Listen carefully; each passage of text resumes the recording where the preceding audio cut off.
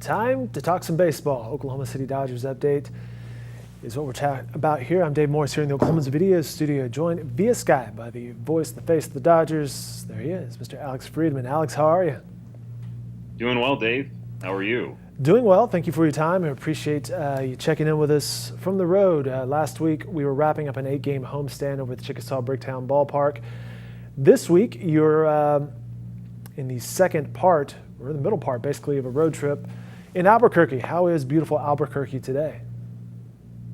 It's nice and sunny, like it has been this whole road trip between Albuquerque and El Paso. A lot of sunny skies, a lot of warm weather, and it's been nice to come out west.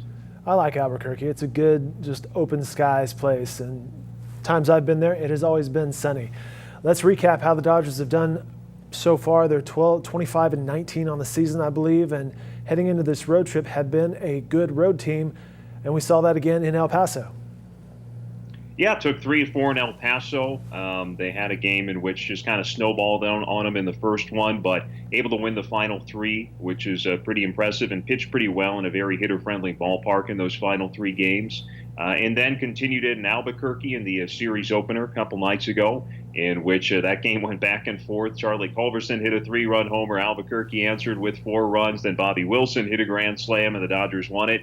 And then yesterday, it's what I just like to call getting Albuquerque. You know, it's a very hitter-friendly ballpark where things like that can happen. The Dodgers had a 6-run lead at one point and still led by 5 in the bottom of the 8th inning, and then still had a 1-run lead with none on and 2 out in the 9th inning. And after back-to-back strikeouts, there was a walk, a hit batter, and then a throwing error on about a 40, 50-foot ground ball.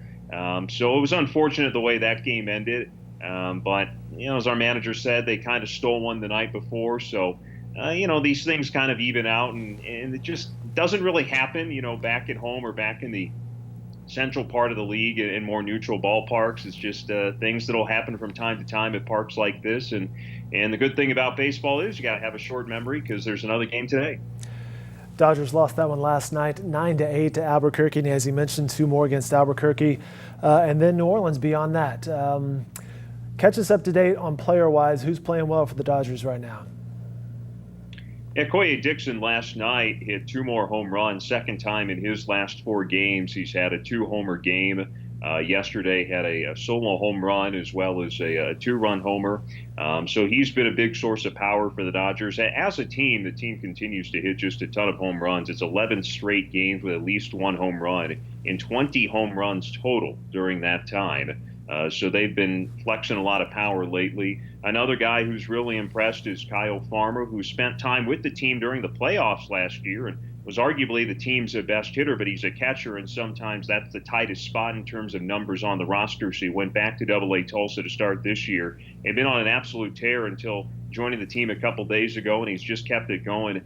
4 for 8 in his first 2 games with the Dodgers with a home run and a couple of doubles. And if you include his time back with Tulsa, now in his last 12 games, he's got 25 hits.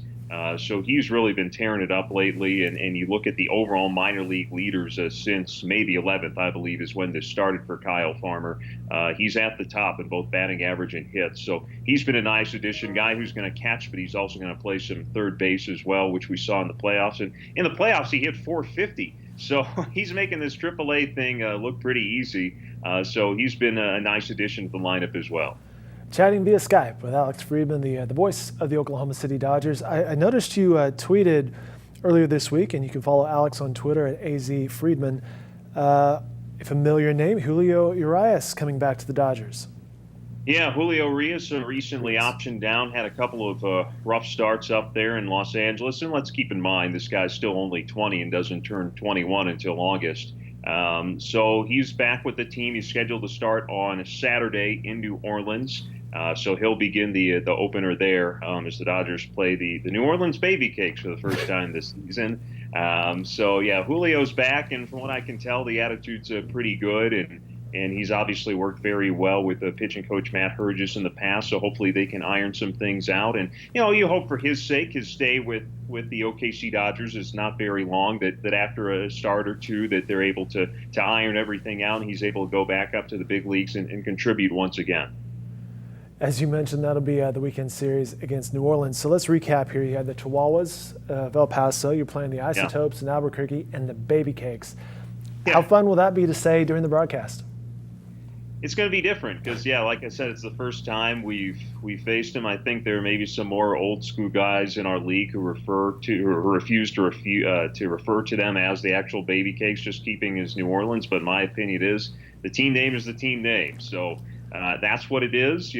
My personal opinion is, if I owned a team, would I name it the Baby Cakes? Probably not. But it's not my team. So we'll be playing the New Orleans Baby Cakes. And here's the other thing is that, they were the New Orleans Zephyrs. They played at Zephyr Field. Well, obviously that had to change too. And the colloquial name of that stadium out in New Orleans is called the Shrine on Airline because it is on the Airline Highway. So that is now the official name of the stadium for now. So playing the New Orleans Baby Cakes at the Shrine on Airline, it'll be 4 interesting days out there. A lot of words in there as well. No kidding. When the Dodgers head down there. All right, that's good stuff. That's fun. And of course, before New Orleans, they were in Denver, right? Yes, yeah. The Zephyrs name followed them from Denver to New Orleans, so it really never had any ties and was the name of the team in New Orleans for 20 seasons. So last year they had a big help name the team contest and narrowed it down and all that, and eventually they went with Baby Cakes. So we'll see it in person for the first time. All right, very good. You can catch up with all things Dodgers on their website at okcdodgers.com. Now, we mentioned earlier they had that homestand at the Chickasaw Bricktown Ballpark. Alex, you keeping track of things that are happening this weekend at the ballpark? Yeah, Big 12 tournament got underway yesterday, and from what I've seen online, there's been some great weather back there in Oklahoma City. So for that great event. So 4 games yesterday, 4 more games today. Remember, there's 2 games per session. So today is exciting because it's going to be later on, beginning at 3 o'clock, our first ever Big 12 tailgate. So doing that in conjunction with the opening of the Bricktown Beach, which is going to be on the Mickey Mantle Plaza. So that'll be from 3 to 8 p.m. as there will be 2 games here in the early session and 2 games that coincide with that Bricktown or with the tailgate that'll happen later tonight. So we've got that going on. Tomorrow is an All-American Friday, and for the first time ever during the Big 12 tournament, they're going to have fireworks after the Friday evening session. So that's pretty exciting as well. And then Sunday, which is Championship Sunday, it's going to be a family day similar to our family Sundays for the OKC Dodgers, with kids having a chance to have all sorts of activities on the concourse before the game, get player autographs for both teams that are going to be in the championship. Also a chance to play in inflatable games as well as face painters, and also run on the bases after the championship has been crowned out there at Chickasaw Bricktown Ballpark. So a lot of fun stuff going on during the Big 12 tournament these next few days. Very good. We are recording this on Thursday. It runs through Sunday, as you mentioned, at the Chickasaw Bricktown Ballpark. And then the Dodgers return June 1st through the 4th against Colorado Springs, and you have various promotions during that homestand.